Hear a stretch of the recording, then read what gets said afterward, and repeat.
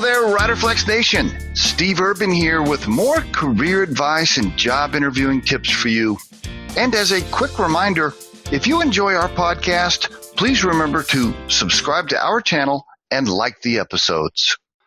And on today's podcast, exit interviews. Do I think companies should perform exit interviews on employees that have given notice and they're on their way out the door, so to speak?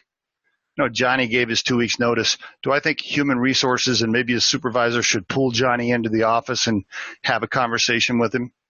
You know, ask him, hey, did you enjoy your time here? What do you think the company could do better? What do you think your department could do better? Is there anything about your specific responsibilities in your job that you think we should change for the next person, etc.? You can Google it and come up with all the different types of exit interview questions. I'm not going to get into the specific questions you should ask in this particular podcast, but in general, do I believe exit interviews are a good idea? Yes, I do.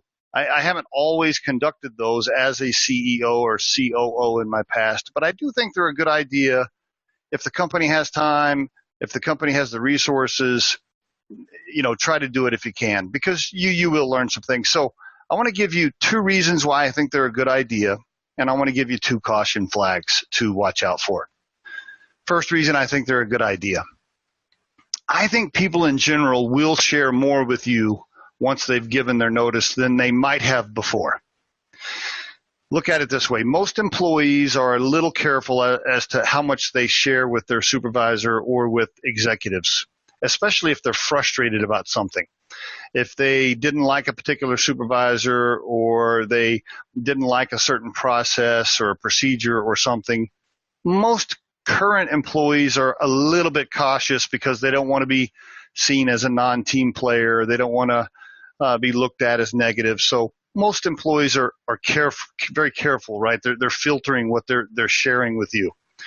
Once an employee has given notice because they already have another job lined up, they're a little more likely to be more transparent. Maybe not 100% transparent, but they will usually give you more information than you had before. So that's the first reason I think exit interviews are a good idea, is because you'll learn more from them than you probably would have before. Next, the second reason, you will get stronger from it most of the time. Usually you'll learn something that you can take and change or tweak. You can add a process, you can fix some communication that's broken, etc. You will uncover something that's going to make the department or the company stronger most of the time. So those are the 2 big reasons I think exit interviews are a good idea. Now, 2 caution flags here.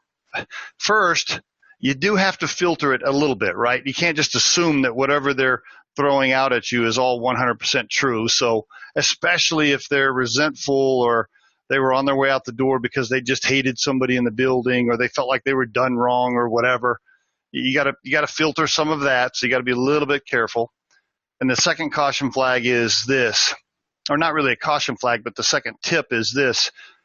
Look for patterns. I really think this is key. If you're hearing something consistently from people as they leave the building, for example, let's say you've had 4 exit interviews over the last 2 months and every one of them said, you know, Bob in XYZ department is an asshole, then that's a pattern, right? You're seeing something. So look for patterns in exit interviews, whatever it might be. That's when you really know that there's probably something there that can be improved. So there you go, folks. Overall, when you have time, if you have the staffing and the resources, do I think exit interviews are a pretty good idea? Yes, most of the time I do. And there is your Riderflex tip of the day. We truly hope you find our material helpful and entertaining.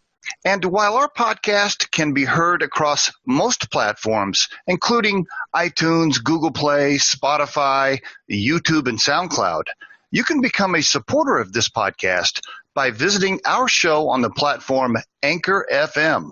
That's anchor.fm/Riderflex.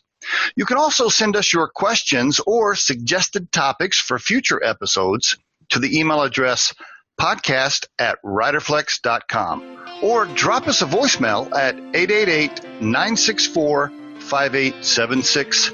extension 710. Visit riderflex.com to learn more about us. Thanks so much for listening, folks, and have a great day.